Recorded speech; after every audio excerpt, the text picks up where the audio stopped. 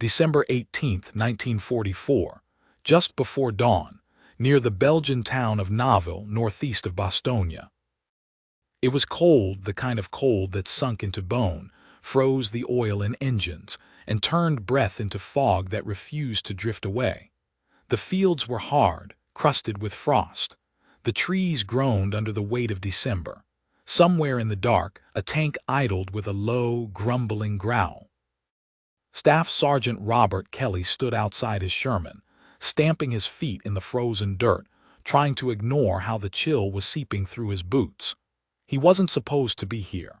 His platoon from the 33rd Armored Regiment had been rerouted at midnight, diverted from a rest area near Dinant straight into hell.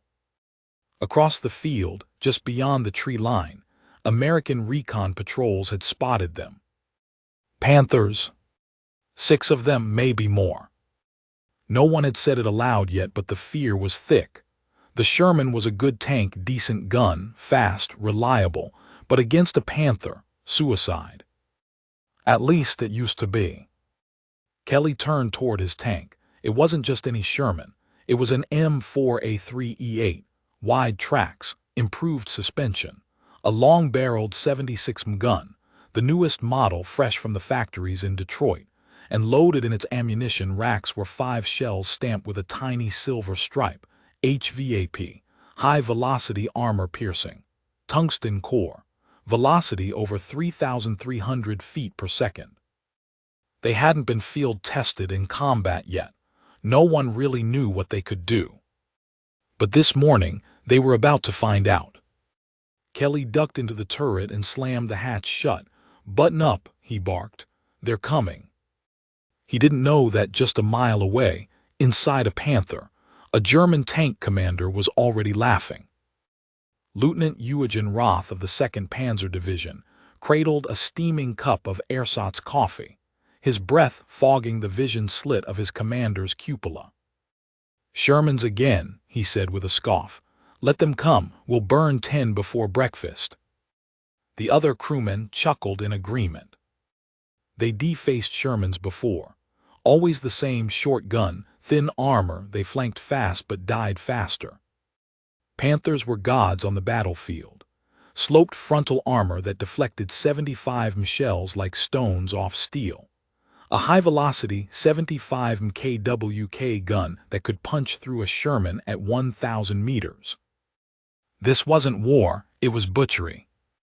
Roth didn't know this wasn't the same Sherman. He didn't know what was coming. The first contact came at 6:34.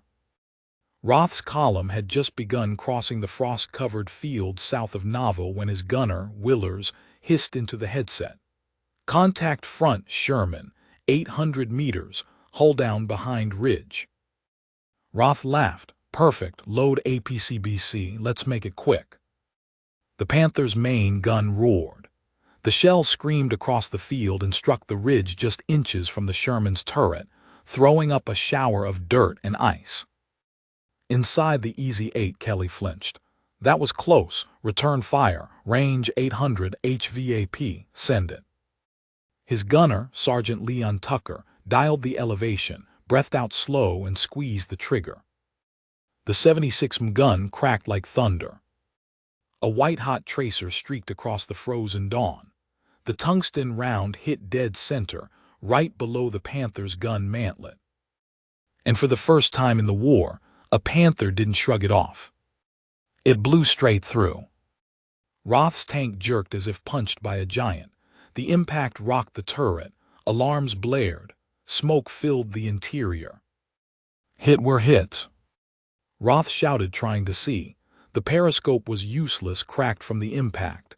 He ducked down, coughing. The round had punched through the front armor, ricocheted inside, and torn through the radio operator's chest like tissue. Roth tasted blood in the air. "That wasn't a 75, the loader said, pale. "It went straight through." Willers stared at his sight. "That was no normal Sherman." Roth growled, "Find it, kill it." They didn't know there were more. Kelly's crew didn't celebrate. There was no time. "Next one, 1 o'clock, 600 meters, Tucker shouted. Load another HVAP, Kelly ordered. Inside the Sherman, the loader, Evans, was already slamming the next silver-striped shell into the breech. Up. Tucker adjusted, fired again. The second round hit the Panther square on its glacis plate. Another clean penetration. Panther number 2 erupted in smoke, its crew scrambling out as fire licked through the turret ring. 3 minutes in, and the gods of the battlefield were burning. Roth's Panther reversed hard. "Pull back into the tree line," he shouted. But it was too late. The Shermans weren't holding position. They were advancing. Through the binoculars, Roth saw it clearly. Not the stubby-barreled Shermans he'd grown used to, but a newer beast, longer gun, lower silhouette, faster turret rotation. And that sound, the flat, violent crack of the 76 HVAP, wasn't the bark of prey. It was the roar of a predator. Kelly's platoon, 3 Easy 8s and 1 standard Sherman trailing behind, pushed across the ridge. The snow crunched under treads as they advanced into the kill zone, unrelenting. "Flank left 100 meters, Kelly ordered. "Copy, flank left." They weren't hunting anymore, they were purging. A third Panther tried to crest a rise to reposition.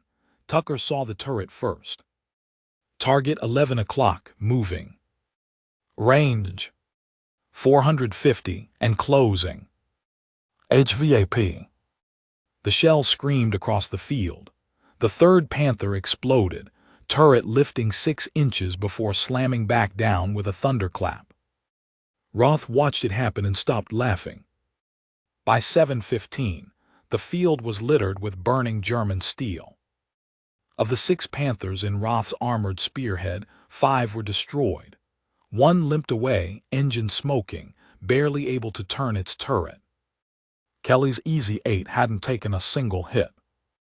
Inside the tank, Evans whispered, "We're doing it. We're actually beating them." Tucker grinned behind his scope. "They bleed like anyone else. You just gotta hit 'em where it hurts." Kelly didn't smile. He just reloaded another HVAP. They had more work to do. 10 miles south, at a German command post near Wiltz, Oberst Karl Eberhardt slammed his fist onto the table. "Panthers destroyed by Shermans. Impossible." "No, sir," the aide replied. "Not Shermans, Easy 8s, new model 76 mm, and some kind of new round, tungsten core." Eberhardt looked up slowly. "They're giving tungsten to frontline tankers." "Yes, sir." The war had just changed. As smoke rolled over Naval and the fires smoldered in the dawn, Roth's crippled Panther crawled into the woods, engine sputtering. Inside, he sat silently, eyes wide, staring at nothing. For 2 years, he had laughed at Shermans. Now, he couldn't even look at one without flinching. Smoke still clung to the trees like a second sky. Faint morning sun cut down through it in broken shafts, revealing the twisted hulks of 3 Panther tanks lying scorched across the valley floor. Steam hissed from shattered radiators. Fire crackled inside ruptured hulls. And through the mist came the quiet groan of steel tracks, low and steady. Kelly's Easy 8 crept forward at 15 miles per hour, gun rotating left and right, scanning. In the commander's seat, Kelly stared through his periscope at the ruins they'd left behind. Not long ago, this would have been suicide. Driving straight toward German armor had meant certain death. They'd been trained to flank, outmaneuver, hit the sides, or run. But today was different. Today, they'd stared the Panthers down and won. "Anything moving?" Kelly asked. Tucker swept the gun slightly left, scanning through optics. "Negative, all Panthers out of action." Evans grunted from the loader's seat. "We really did it." Kelly didn't answer. He didn't have to. The silence of the battlefield said everything. The 76 barrel smoked faintly. A single silver-striped HVAP shell sat on the floor near Evans' boots. The last one. They de-started the day with 5. 4 had found their mark. 1 was all that remained. And the war wasn't done yet. Half a mile to the east, another Panther crew sat in stunned silence. Lieutenant Roth had managed to limp his tank into the tree line, where it now sat camouflaged under a net of snow-dusted branches. The crew was alive, the tank technically operational, but the mood was something he'd never seen before. The myth was broken. Oberjefreiter Willers, his gunner, sat staring at nothing. He hadn't said a word in nearly 10 minutes. "Reload," Roth ordered softly. "We can't kill them," Willers replied without turning. "They're Shermans that shoot back." "Reload," Roth repeated. "We're not done." Inside, the shell rack rattled with each engine tremor. Most of their AP rounds were gone. "Where's our support?" the loader asked. "We were supposed to have Tigers. Where are they?" "Held back," Roth said. "Roads are mud. Fuel is low." He didn't mention the part he'd heard earlier over the radio, that the Tigers had bogged down and never even reached the start point. Now it was just them, and Shermans that could kill them head-on. Roth hated the silence in his crew, the disbelief. "They've only got a few of those," he muttered.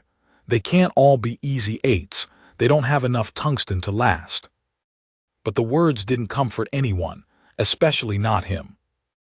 By 9:45, Kelly's platoon had secured the ridge, and their field radios crackled with garbled updates from Task Force de Sabri. Bastogne was under siege. German forces were pouring into the Ardennes. The Battle of the Bulge had begun. "Looks like we're surrounded," Tucker muttered. Kelly climbed halfway out of the cupola, peering over the white trees. Far in the distance, beyond the frost-covered hedgerows, black columns rose, smoke, movement, tracks in the snow. A new wave was coming. He keyed the handset. 6 actual to all tanks. Refit and reload if you can. We're not done yet. Back at the crossroads, the ammo truck was already reversing behind the cover of a frozen farmhouse. Kelly's crew swarmed it, grabbing 76 rounds, rations, jerry cans. Evans nearly dropped the last HVAP shell as he cradled it like a newborn. "Only got 6 more," the supply sergeant said. "You boys better make 'em count." In a farmhouse basement 15 kilometers east, a Luftwaffe forward observer radioed in tank positions to German high command. "They've upgraded," he said. "It's not the same Sherman. This one has a longer gun, higher velocity. We've confirmed penetrations on Panthers' front armor." There was silence on the other end. Then a cold voice responded. "Impossible." The observer repeated the coordinates, then added softly, "It's happening." By early afternoon, Task Force de Sabri was dug in along the ridge outside Naval. Snow fell in light, dry sheets. American infantry crouched behind sandbags and hastily piled logs. Bar teams zeroed their sights. A .50 cal crew mounted their gun to the second-story window of a ruined barn. And the Easy 8s crouched low behind hedgerows and stone walls, engines idling, main guns aimed east. Evans tucked his last HVAP round into the side rack like a sacred relic. "You think it'll punch through a Tiger?" Tucker scoffed. "Why, you see one." "Not yet." "Then don't jinx it." Kelly watched the road. A dull vibration began to rise beneath the mud, not from their own tanks, from the east. Something big was coming. Roth's Panther crept along the tree line, its commander's scope scanning every ridgeline, every burned-out vehicle, every husk of frozen barn. They weren't charging this time, not blindly. He had no more illusions. These new Shermans could kill him. But fear didn't mean surrender. "Flank them," he ordered. "We're going to get behind their line, kill the artillery, then their armor." The Panther's engine groaned as it rolled over a shallow embankment. In the woods, a second Panther followed close.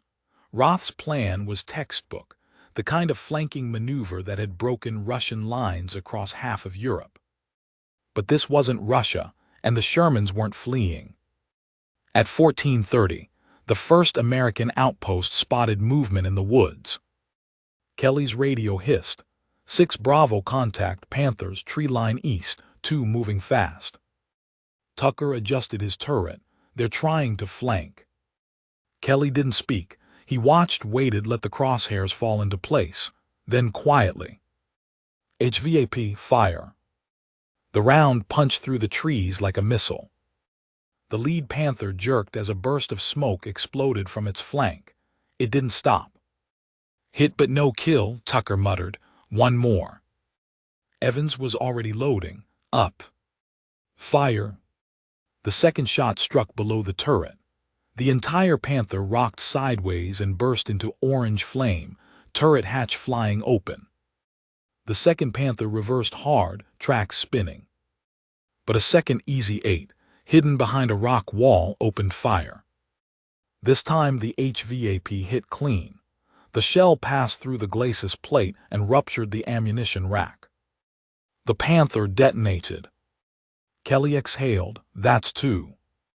Across the battlefield, the German advance stalled.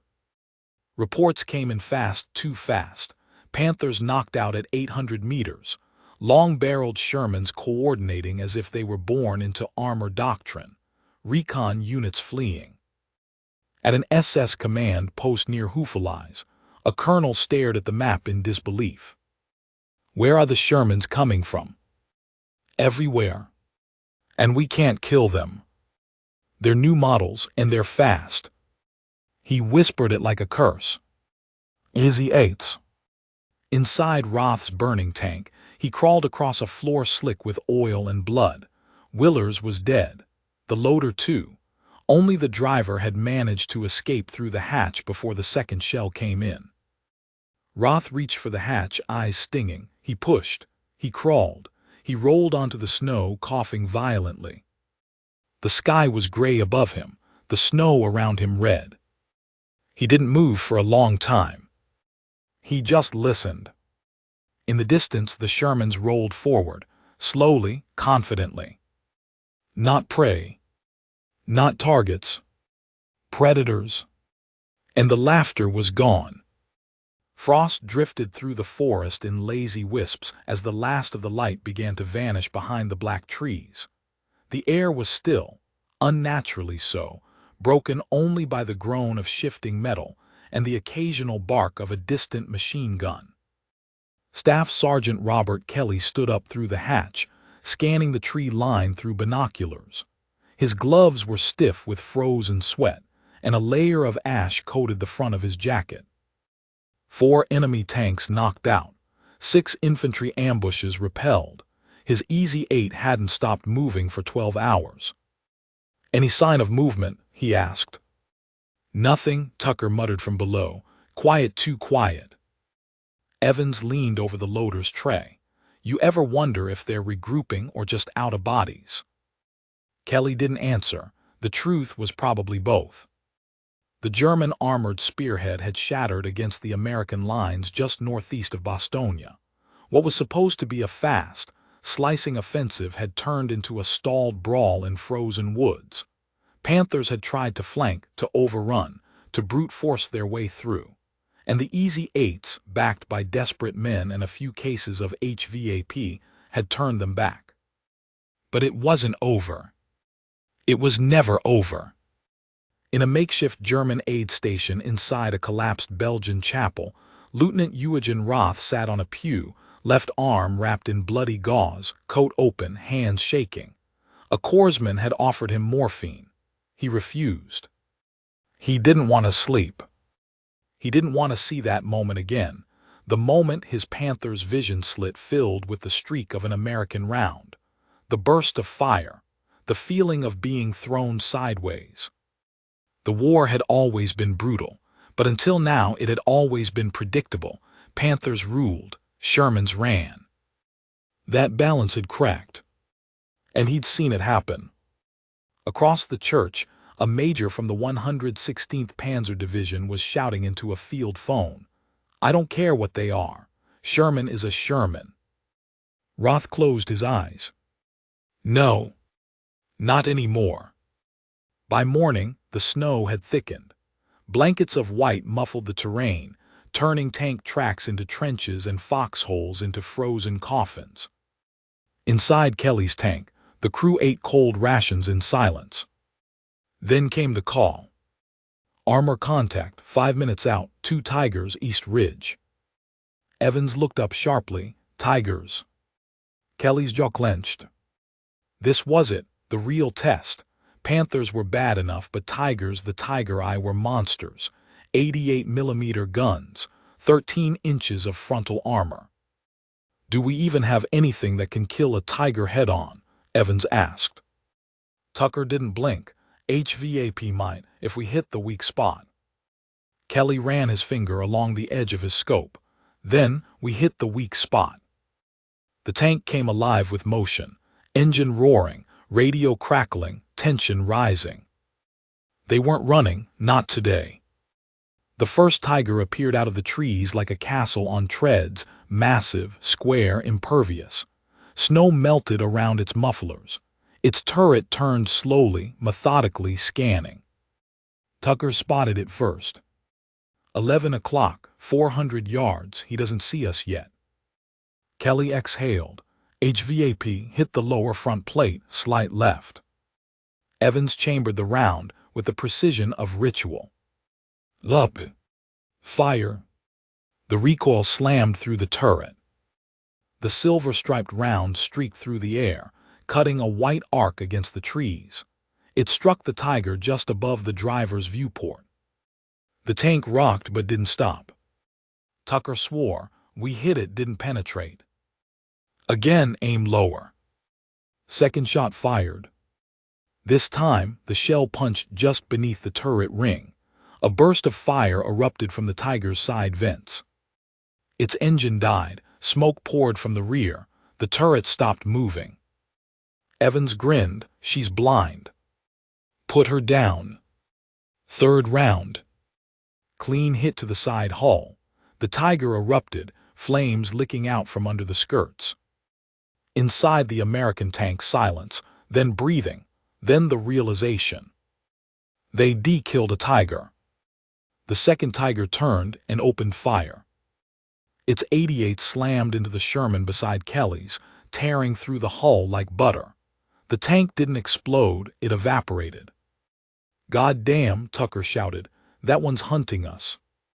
Kelly didn't flinch. Evans, last HVAP, make it count. They reversed, circled through a stand of trees. Snow exploded around them as the Tiger guessed their path. 300 yards, side armor. Up.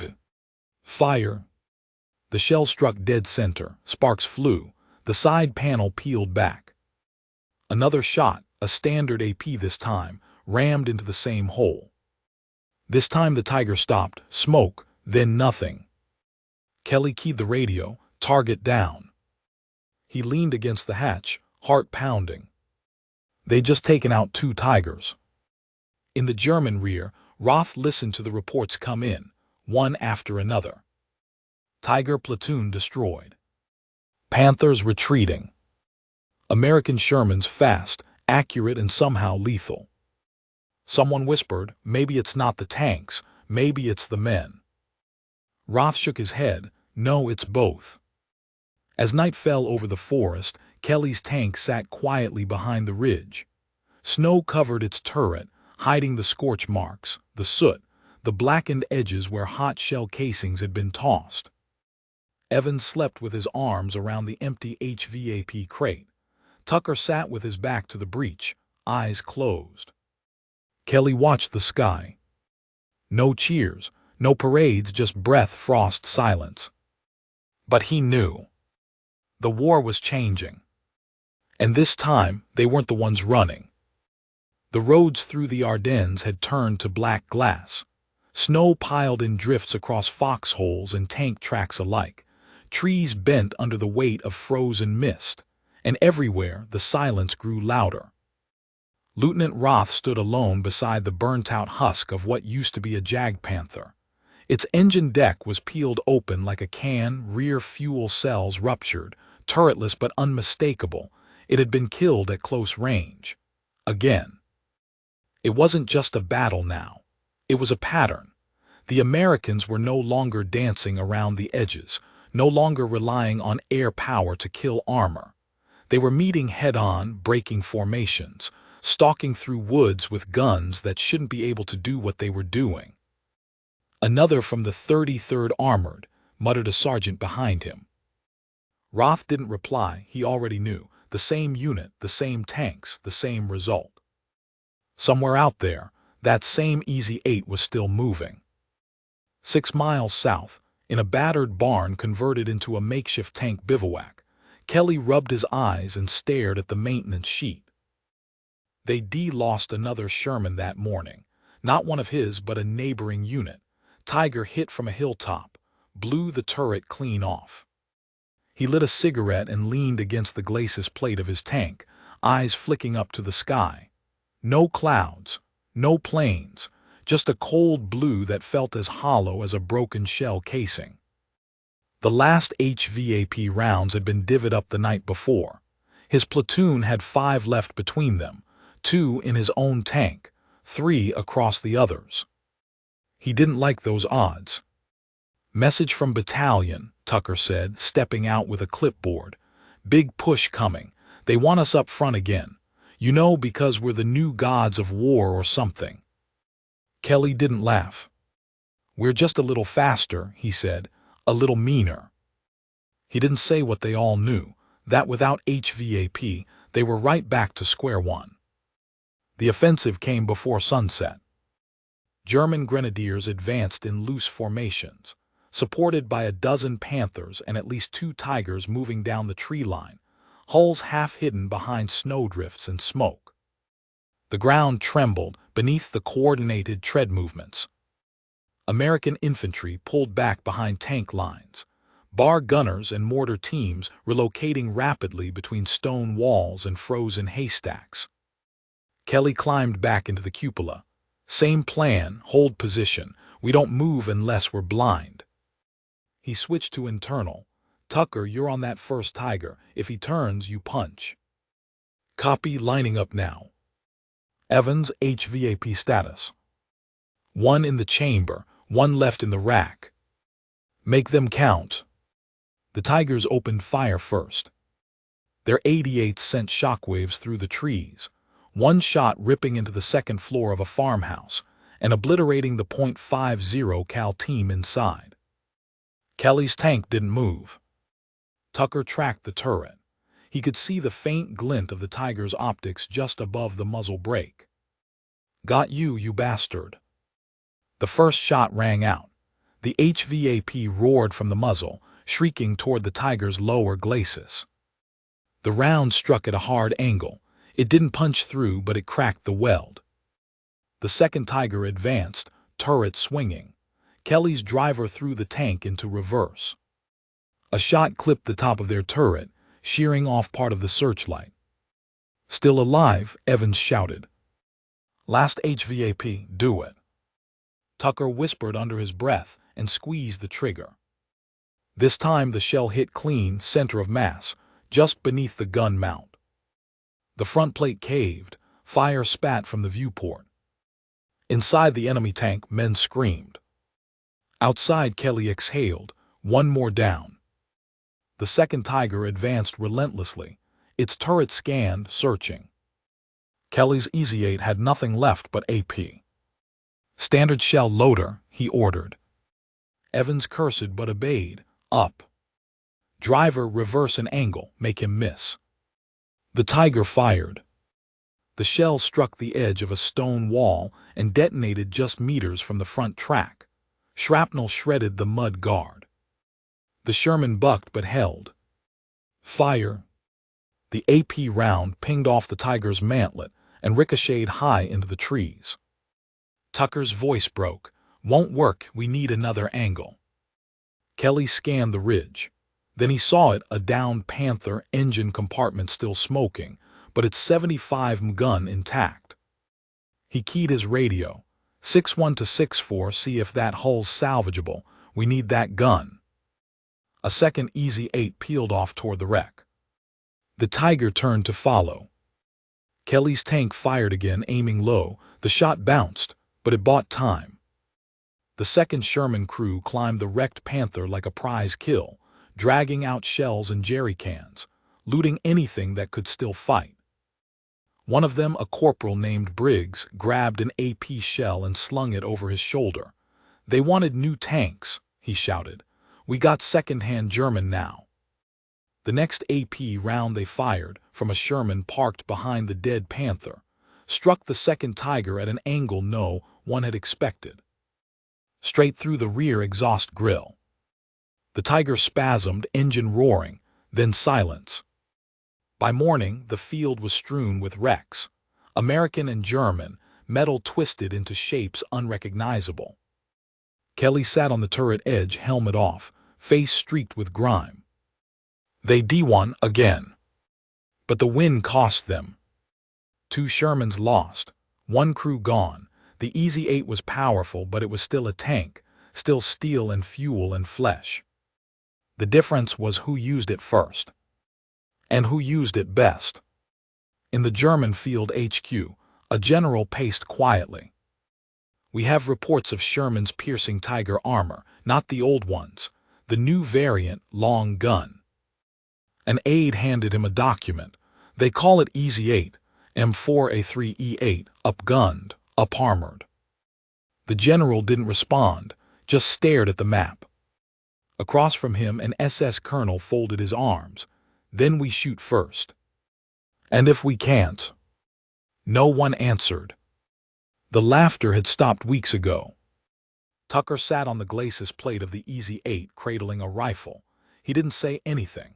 None of them did anymore, not much. What was left to say? They'd seen HVAP punch clean through armor that had once been untouchable. They'd seen Tigers set ablaze, crews clawing at their hatches. They'd seen German tankers surrender with their hands shaking, not from cold but from disbelief. The myth was gone, and everyone knew it. From the radio came a low, tired voice. "All armored elements regroup at junction near Flamurge. Enemy armor retreating east. No resistance in last sector. Repeat, no resistance." Evans leaned out of the turret. "They're pulling back." Kelly nodded slowly. "Looks that way." Tucker spat into the snow. "Took him long enough." They weren't celebrating. It didn't feel like victory, not yet. They'd spent months watching German tanks roll through France and Belgium like ghosts from another war. Men with names like Whitman, painting kills on their barrels like gods. But now they were gone. Their wrecks were scattered across crossroads, half sunk in frozen mud, hulls buckled, hatches blown wide. And it hadn't been from air power. It had been the Easy 8, over and over, shot by shot. In the German rear, Lieutenant Roth climbed into the back of a Kubelwagen beside a doctor and a wounded infantry captain. His arm was still wrapped in stained gauze. His gloves were soaked through. He had no tank anymore, no command. He hadn't slept in 2 nights. He'd seen men turn away from their tanks, seen gunners freeze up when they spotted the silhouette of a Sherman with a long barrel. They knew what it meant now. It wasn't just another target. It was death on tracks. A week ago, they'd been laughing at it. Now they were whispering. The field hospitals were full of tankers who couldn't explain what had happened. "We hit them first," one had said, eyes wide. "I swear I hit him, nothing happened, he turned, and he fired once." Roth stared at the snow passing beside the window.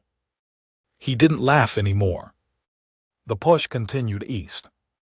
The Shermans advanced, not in packs, not charging, just rolling forward, like machines that had forgotten how to stop.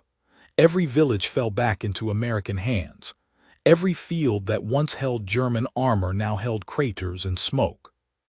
And the Easy 8s kept moving. They weren't invincible. Some were lost to ambushes, to mines, to lucky shots, but they weren't prey anymore. They didn't flinch. One day, in a wooded clearing outside St. Vith, a Panther fired from 400 meters and struck Kelly's flank. The shell dug deep, tore through a side skirt, but didn't penetrate. They turned, adjusted, returned fire. The HVAP punched through the mantlet. It was over in seconds. On another road, a Tiger II sat abandoned in a ditch, crew missing.